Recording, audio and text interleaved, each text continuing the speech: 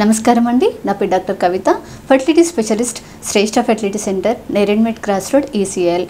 పెళ్ళైన దంపతులు న్యాచురల్గా కలిసి ఉన్న తర్వాత కూడా ప్రెగ్నెన్సీ అవ్వకపోతే ఎంత కాలానికి మీరు డాక్టర్ని కన్సల్ట్ అవ్వాలి అనే దాని గురించి ఈరోజు తెలుసుకుందాము.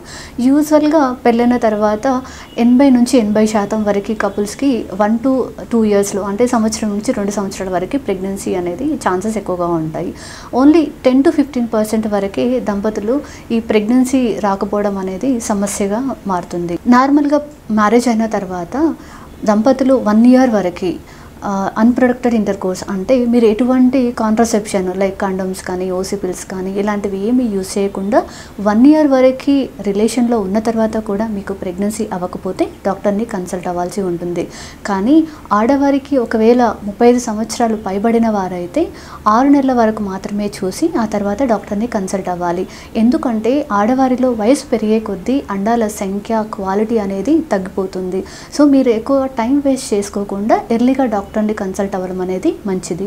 ఇంకా కొద్దిమంది కపుల్స్లో కొన్ని సమస్యలు ఉన్నవారు ఎర్లీగానే డాక్టర్ని కన్సల్ట్ అవ్వాల్సి ఉంటుంది.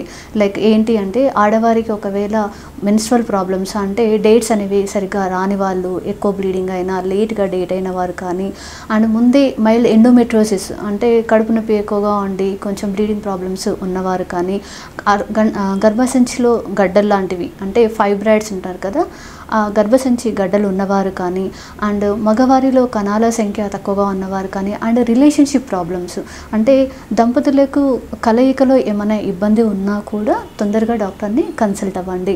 అలాగే భార్యాభర్తలు ఇద్దరికి ఫ్యామిలీ హిస్టరీలో ఎవరికైనా జెనెటిక్ ప్రాబ్లమ్స్, జెన్యూన్ పరంగా ఎలా ప్రాబ్లమ్స్ ఉంటే కనుక ఫ్యామిలీలో మీరు ఎర్లీగా డాక్టర్ని కన్సల్ట్ అవ్వాల్సి ఉంటుంది.